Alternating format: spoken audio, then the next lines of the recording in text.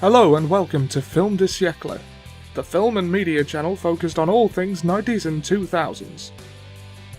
This week, Seb and Olly will be discussing Home Alone 2!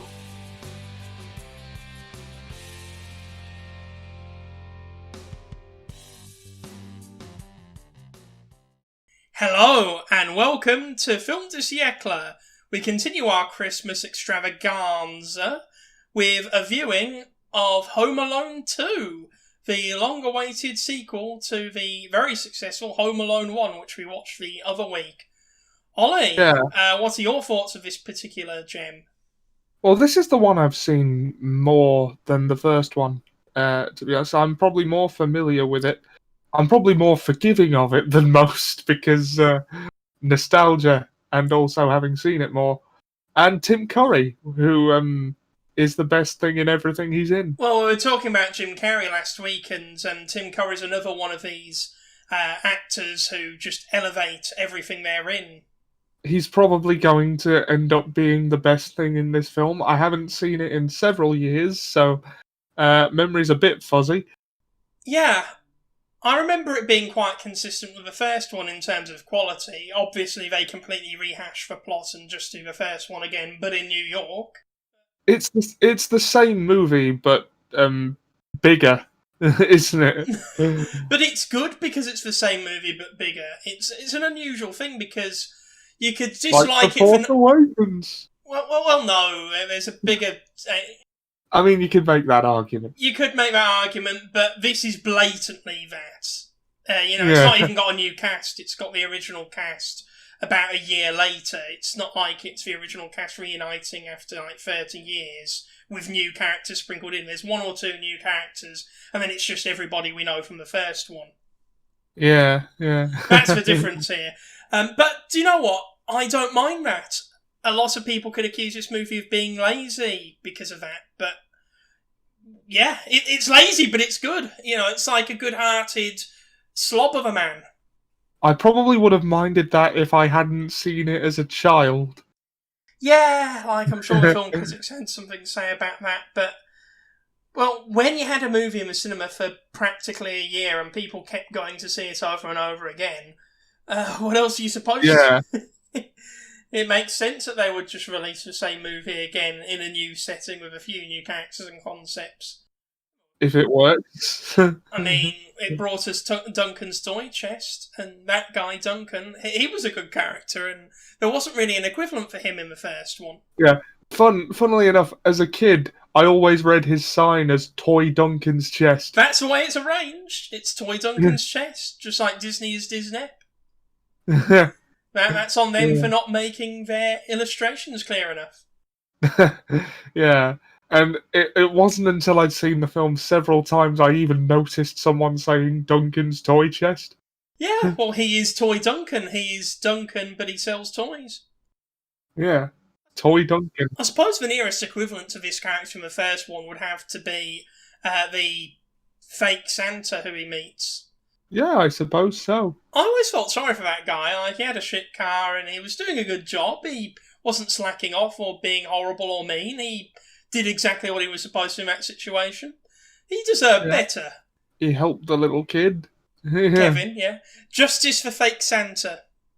Yeah, justice for fake Santa. Hashtag, get it trending. And his Tic Tacs. He gave away his last Tic Tacs to the kid as well. Yeah, that guy deserves better than he's getting. Can we crowdfund him like $100,000 worth of Tic Tacs, like the actor who played him or something like that? That would be fun. Although it would be ironic if he hated Tic Tacs in real life. Yeah. They're just too minty. I think that would be something worth finding out. Yeah, beforehand. Maybe he's allergic to mint. Who knows? Somebody must be. I'm sure the actor is doing fine. I'm sure he is as well. I'm going to look this up later. I quite liked this one. Obviously, you had Tim Curry, you had Angels of Filthy Souls again, but it's even funnier, which incidentally is part of the Detective Pikachu canon as well.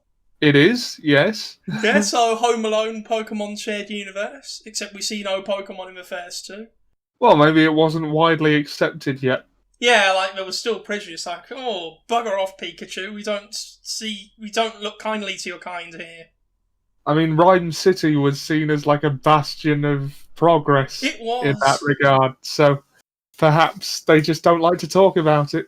God, the power dynamics when you think about it. You know, you had Bill Nighy, Mewtwo, and Donald Trump in the same universe.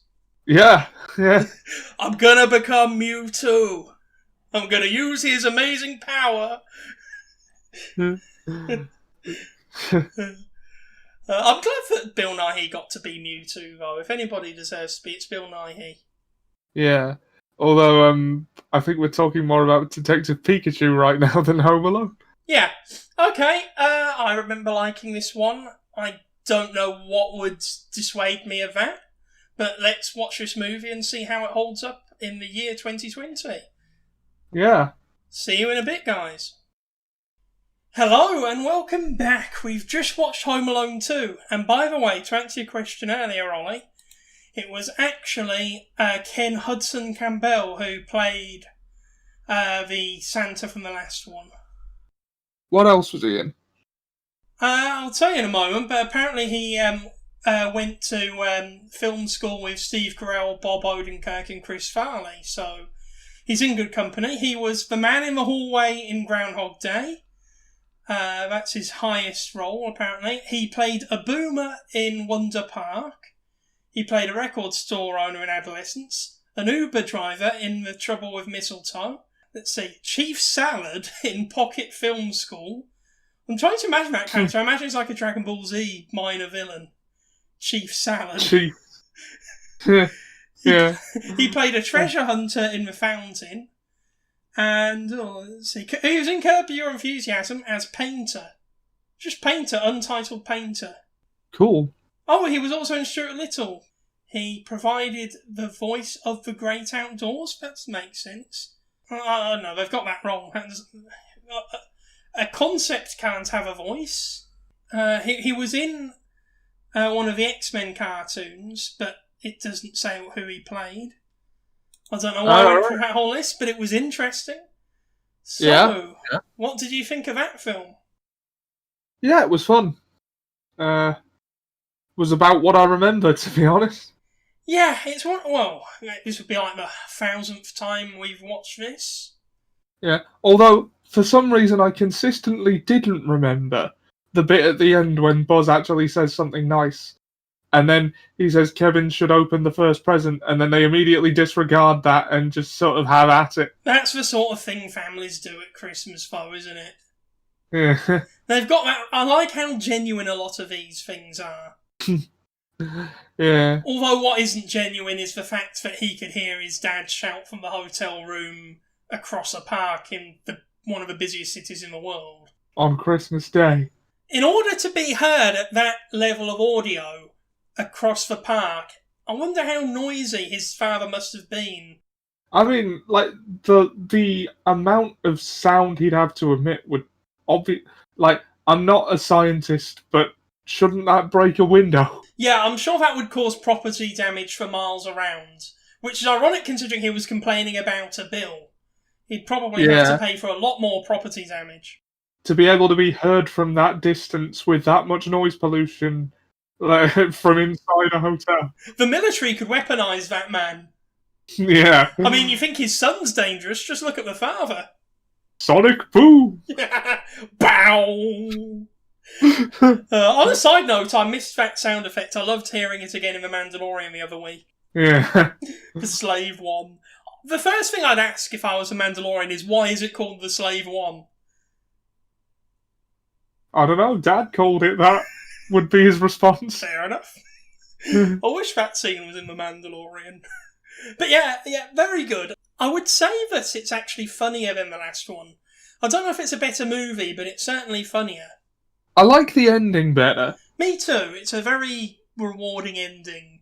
Seeing Buzz finally be nice. The scene with him and Turtle Dove Lady was really good. Yeah.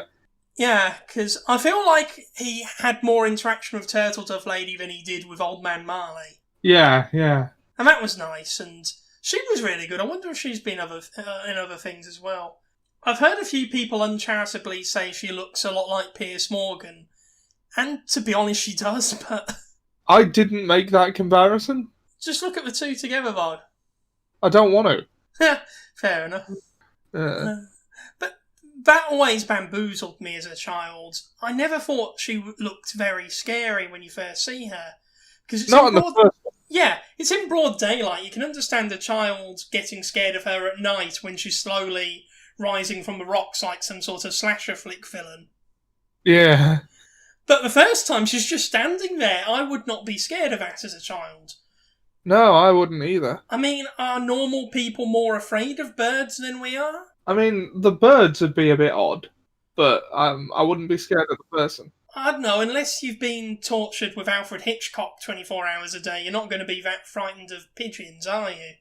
I suppose not. Are people afraid of pigeons? Is this a common phobia? I mean, there's so many phobias, but is this one that many people have? I don't know. I'm not sure. No, but I did like the juxtaposition in the park when he's running away from her, and then there's the old statue of the guy pointing, and then he runs across the arm from the camera's point of view, and then the fingers pointing at him, small and isolated on top of the horse. Yeah, that is some good shot composition. Yeah, and the scene identifier must have gone there and noticed the statue and thought that they could do that with it. So, good job there. Very creative. Good insight. Their insight serves them well. Of course, Tim Curry's performance definitely elevated this movie. Yeah. It's small things like his facial expressions and the way he quivers after the mom slaps him. Small things like that. Yeah. And also the Angels with Filthy Souls bit, where even though he's pretty sure he would know, when Cliff is mentioned and he goes, "It's a lie," he looks at him quizzically. Yes! Wait, was I smooching him? Yeah. Perhaps I just got drunk and don't remember. Imagine that guy drunk. Yeah. Oh, I love it. Yeah, we didn't even talk about Angels with Filthy Souls last time. I remember as a child scouring the internet trying to find out about this movie and being disappointed that it doesn't really exist. And apparently the one you see in Home Alone 2 is actually a sequel called Angels with Filthier Souls. Yeah, Angels with Even Filthier Souls. Even Filthier Souls, sorry. Yeah. Also, this is a Christmas movie, but Home Alone 1 isn't, because it just takes place around Christmas. Oh, sorry, I think it was Angels with Even More Filthy Souls. Oh, whatever. Don't worry about the pedantics, we'll look at it later. It was a rather heavily worded sequel. It was, which it makes it even funnier in a way. Yeah. The first Home Alone movie isn't a Christmas movie, but Home Alone 2 is. I can't wait for the sequel, Angels with Souls of Yet More Filth. I love it. Who would be directing? Quentin Tarantino, probably. Yeah. Or Francis Ford Coppola. But going back to what I was just saying, does it make it a Christmas movie if they talk about Christmas a lot? Or does the day of Christmas have to take place during the movie for it to be a Christmas movie? I think Christmas factoring into the plot makes it a Christmas movie. Okay, so Home Alone 1 does count. But Home Alone 3 oddly doesn't, because I don't think they mention... No, they do once or twice, because I think that he gets the car at the end for Christmas. Yeah. So barely. Even if it's just Christmas taking place in the movie, I think it counts as a Christmas movie. Iron Man 3 is a Christmas movie. Very good Christmas movie. Yes. And sadly, I think just outside our time zone. I think it is, yes, because it came out after the Avengers. So yeah, to sum up, I did really like this movie. None of it's aged bad at all. It's as good as it always has been and always will be. Yeah, I mean, it is just a retread of the first one, but more this time. But I don't mind that. Yeah, and I think it works to the movie's strengths that it is that. Yeah, in a way. There's a lot of callbacks. Well, but the callbacks are all to things that you wouldn't be sick of seeing, if that makes sense. Like, you wouldn't go, oh, not another hilarious trap. I like this movie. I totally get why someone wouldn't because of those things. I mean, I wouldn't necessarily call it a creative or innovative movie, but does it need to be? Suppose not. They play the hits. Yeah, a hit, a fine hit, indeed. So that brings me to my next question. How well did the film achieve its goals, and what were they? The goal was arguably to recreate the magic of the first Home Alone, and you could debate the level of success that has. I can't think of anything that they neglected to do. Yeah. I mean, diminishing returns, it's not going to have the same impact the second time around, and I think that's why the escalation. The escalation works. How long was this in cinemas? I doubt it was there for a year. No, and it didn't do as well at the box office, but it did still do very well. Yeah, I suppose it would. Albeit with a higher budget because, well, big new setting. Yeah. How did the setting of New York work for you? Yeah, it was a good scene change. I mean, it would just be the first one again if he was stuck in the house again. Exactly, so you had to at least change the setting to something new, and I like the idea of doing this in a renovated house this time, or mid-renovation, because it allows for more building materials to be used, it allows for more decay, because you're limited in what you can do in a house in good condition that you need to put back into good condition at the end of the movie. It allows for more efficient ways of attempted murder. Yeah, like bricks to the head, shear drops, electrocution. Yep. I sure hope that Kevin put all that right at some point, because otherwise his uncle's gonna be... Yeah, his uncle's gonna die. Yeah. Or at least be very annoyed. Yeah, very annoyed or dead. I'm not even sure people can die in the Home Alone universe. Because, like, Harry and Marv should have been dead many times. No, the only implication of death was the story that Old Man Marley's family were killed by him, and even that turned out to be bullshit. And maybe people in this universe are just much more resilient than in real life. Must be, because these guys would be dead like 7 times over, and they don't even take them to hospital again. What is wrong with the police in Home Alone? That they don't think that criminals should have medical attention. I mean, you can't exactly convict them if they die of their injuries on the way, can you? Yeah, I suppose not. No. But yeah, very good use of soundtrack in this one, and I don't think we talked about that enough last time. The score is really good. Yeah, John Williams is John Williams. You know he knows what he's doing. Oh yeah, but it's not even John Williams, just John Williams this time, because they did a very good job of whenever something exciting or amusing was happening, they would play Christmas music. Like, not necessarily contemporary, but like 50s Christmas music. And that works really well. But also, whenever something sentimental or sad or intense was happening, they would switch that up to the orchestral score. And I think that John Williams even has a cameo as himself, symphonic building. Yeah, you pointed that out. Yeah, the sound design was pretty good, yeah. The sound effects are really good. Everything down to the bricks hitting the ground and everything. Because those must have been foam in order to not kill Daniel Stern. Yeah, or break on impact with the ground. Yeah, I think his skull would break before the bricks, to be honest, at that velocity. But what am I, some sort of ballistic scientist? Thought you were. No, I just go ballistic at scientists. Right. It's an important distinction. Yes, I suppose it is. Also, we have major character development. Fuller has progressed from Pepsi to Coca-Cola. Oh yeah, major development there. But also, when you see him at the end and he wakes up and he's in that big bed by himself because no one wants to sleep in the same bed as him, even though everyone else is huddled up in smaller beds, he has 3 empty cans of Coke in his bed with him.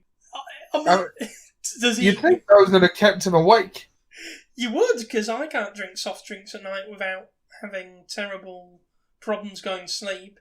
But also, does he really want to piss himself that badly, or does he just like Coke to the point that he doesn't care anymore? It's ambiguous, although the way he torments Kevin and gives him that look in both movies suggests that he gets some sort of kick out of others knowing that he will. I mean, I don't want to kink shame, but bloody hell, you're 6, kid. I don't know what his deal is. I wish the film exposited it more, if nothing else, but to make audiences slightly more... I don't think we need to know. No, I just think it would have been funny to make audiences uncomfortable. It's a good thing I'm not a director. It is. Uh, But yeah, gotta love Tim Curry as the concierge in this. yeah, he is the, well, I don't want to say breakout star. He was already a big deal. Yeah, it made him. I mean, he was a nobody before Home Alone. No, what's the term I'm looking for? I don't know. Not, well, comic relief, but Well, it's a comedy, so small everyone's role, a comic relief. it's a small role, but you remember it. Also, Buzz, brilliant yet again, and I like how he develops in two ways. First of all, he's more conniving in this one and less crude. And second of all, he does have a genuine moment at the end where he's nice to Kevin, like you mentioned. Yeah. We also get more of Uncle Frank being hilarious, and I love the bit where he's caught in the shower, because I don't think he was upset at Kevin, because he goes straight from yelling at him to going, "Oh, you're cooking, Frankie." I think that he just wanted an excuse to yell at Kevin. Yeah. Or he's sufficiently unashamed of his singing in the shower that he just goes right back to it. He clearly is, and he just wants an excuse to yell at Kevin. Yeah. Completely unabashed. I kind of like that. Yeah, I like how unabashed he is, because the bit where there's the kerfuffle at the Christmas pageant and the old lady with the piano gets hit on the head and knocked on the floor.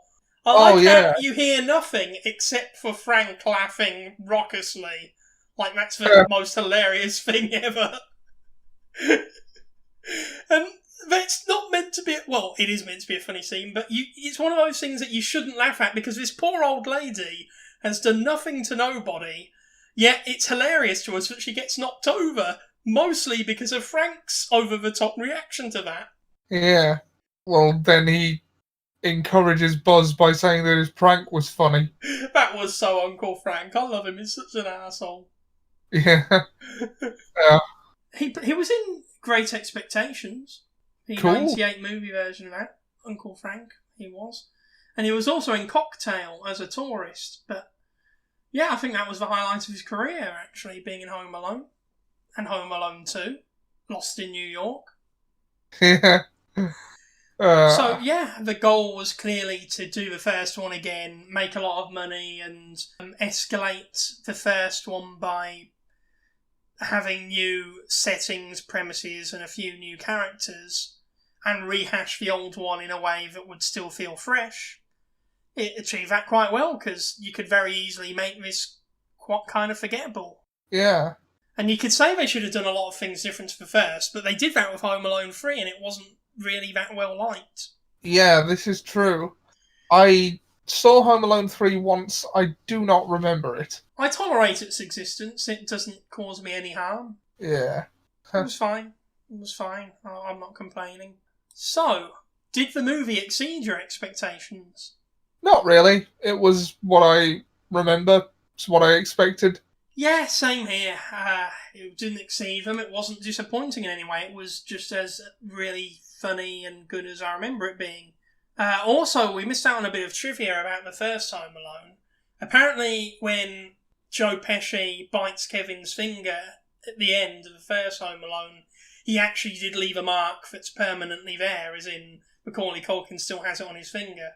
Oh, wow. So, yeah, I don't think exceed is the right word, but it's still very good. And as I said, in some ways, I think it's more amusing than the first. It might not be as narratively tight or anywhere near as original. It has its moments for me. Yeah, it was more laugh out loud funny anyway. It's just things like Tim Curry and Rob Schneider and just funny moments. Yeah. Stolen credit card. Why does Buzz hand the gum to the concierge guy? Surely he knows better. Yeah, because also that was needlessly cruel of Kevin to tease him with a tip, and then because he knew, by the way, he was holding the money, that Rob Schneider wanted the money. Yeah, he knew what was expected of him. Because the first time he could be forgiven for thinking it was ignorance, but by the way he reacted the second time, it makes you think this was some sort of cruel joke the whole time. Yeah.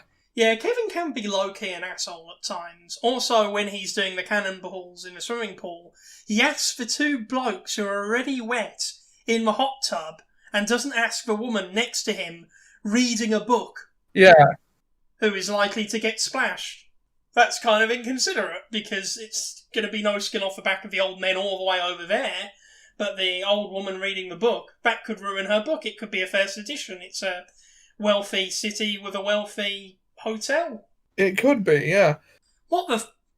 Ollie, I've just gone on...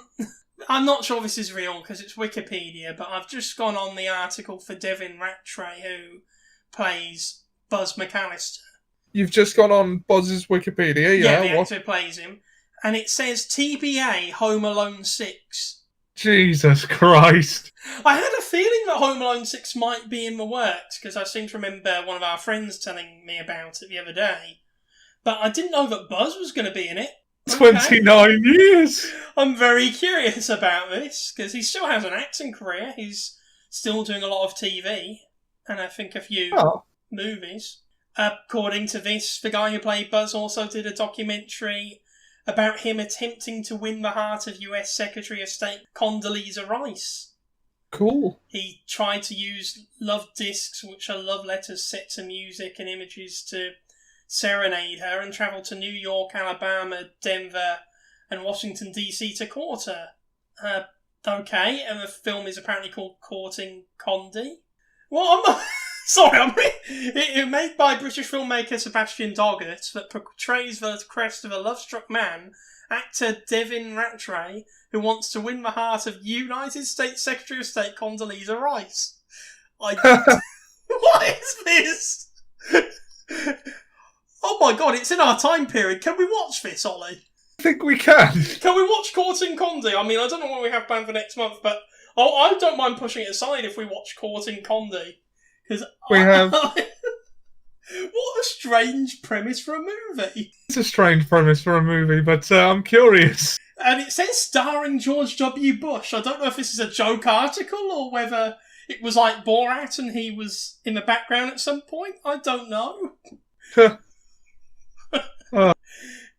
Is it political, or is her being a politician just incidental? I don't know. Is there deeper meaning? I'm curious. Apparently this film has awards as well. What an odd concept. What's next? Chasing John Prescott? I think that would probably happen for different reasons. Ever since I was a little girl, I always fancied John Prescott. Said no one. Apparently he was quite a looker in his early years. I don't know. I barely know what he looked like on 2D TV. Apparently he used to be like a singer on a cruise ship when he was very young. Cool. Yeah, very good. Okay, that was a tangent and a half. The movie, it was as good as it always was, so it didn't exceed my expectations. Same for you, Ollie? Yeah, pretty much, yeah. Very good.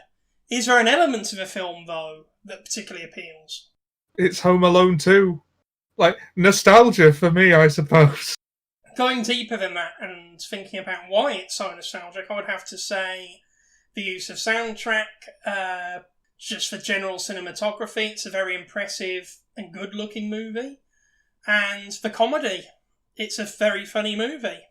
Yeah, there's a lot more slapstick than the first one. Which is good, because you've got to escalate it. And it does still have its nuanced moments of sentimentality where he's helping people, and this time he's trapped the burglars for altruistic reasons, not just out of self-defense. Yeah, this is true. Which is good, because that means that Kevin has more agency in this movie. Yeah, he chose to piss off the wet bandits this time and have them follow him.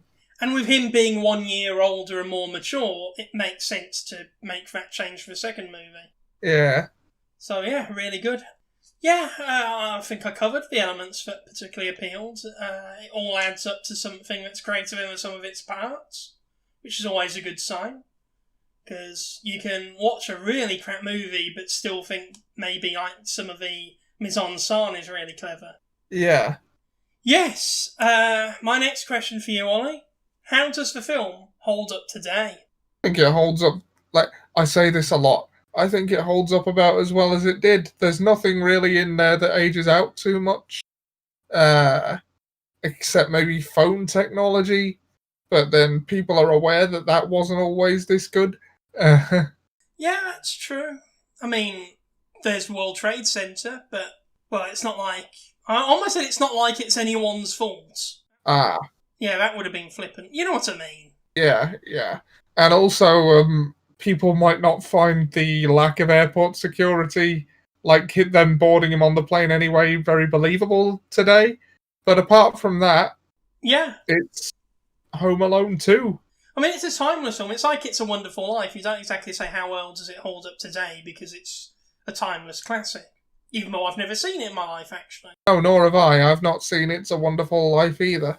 Isn't that the one where they say every time a bell rings an angel dies? Gets its wings. Oh, I thought it died. It's a lot less dark than that. Every time an angel gets its wings, a bell dies. I don't know what that sentence was. Yeah, I was just reading the Wikipedia article for Home Alone 6. Yeah, they've got Buzz back and they've got Macaulay Culkin back, but there's no word yet on... They're still trying to revitalise Home Alone as an intellectual property. Seems that way. They've got Macaulay Culkin back in April, although it's very easy to see why I missed out on that news because, you know, it's not like anything else was going on in the world April this year, was it? No. No, nothing at all. I mean, I didn't even go outside that month, so... I know, there can't be much happening because of that. Boy. Yeah. But yeah, the filming of it was halted because of COVID-19 and industry restrictions worldwide. Although I think they're going to... Oh, apparently they've resumed filming this month. Which is just in time because you want to film a Christmas movie in the winter. Assuming that it will be a Christmas movie. And apparently it will be exclusive to Disney Plus as well. Interesting. It is interesting. It's really strange that they've supposedly got Macaulay Culkin back. And they've got the guy who played Buzz back, but they haven't got anyone else back. That's been announced. I mean, Marv and Harry are probably going to be in it. The guys who play them are both still alive, so I'd be very surprised if they didn't. A few up-and-coming names are going to be in this. Oh, Keenan from Keenan and Cal's going to be in it. Oh, Kenan Thompson. Yeah, very interesting. Yeah, Keenan Thompson. Chris Parnell. Who else have we got? Oh, we've got Bob Delaney, who I believe was in Deadpool 2. And we've got Archie Yates, who was in Jojo Rabbit. So, yeah, some big names coming up. Very interesting. I'm actually curious for Home Alone 6, of all things. It'll be directed by Dan Mazer, who is known as a production partner of Sacha Baron Cohen. Cool. Very interesting. And Mikey Day did the screenplay, who is a Saturday Night Live writer, so... Assumably, it's going to be a funny script. We can hope. Yeah, very curious. Yeah, the film holds up nicely. Any reasons why there would be anachronisms are beyond the control of the film. So, and not a big deal anyway. Exactly. Was the film received appropriately at the time? That's the question here. I have no idea. How was it received at the time? I'm going to tell you. At the box office, it made $359 million. And cost $28 million to make. Quite a large margin. So it did 3/4 as well as the original did, and it had a $10 million higher budget. Yeah. Well, all of those things considered, I think that's quite good. Yeah, I think so too. $28 million in 1991 is probably quite a bit more now, but still not huge, like, in terms of Disney money. No, exactly. Although it wasn't Disney back then, it was 20th Century Fox before the... Oh, yeah, of course it was. Yeah, this was back in their Simpsons days. Yeah, well, they still would have been huge. Oh, yeah. Yeah, that still wouldn't have been a lot of money to them. Well, exactly, when you got Matt Groening money behind you. Yeah. That would have been around the height of Simpsons mania, wouldn't it? Yeah, absolutely, because that was like around the time the third season would have been airing, when it was... sort of reaching its zenith. Ah. The Simpsons. Indeed. Oh wait, the Simpsons movie's in our time period as well. Ah. Hooray. Yeah, it was okay for what it was, I guess, but... I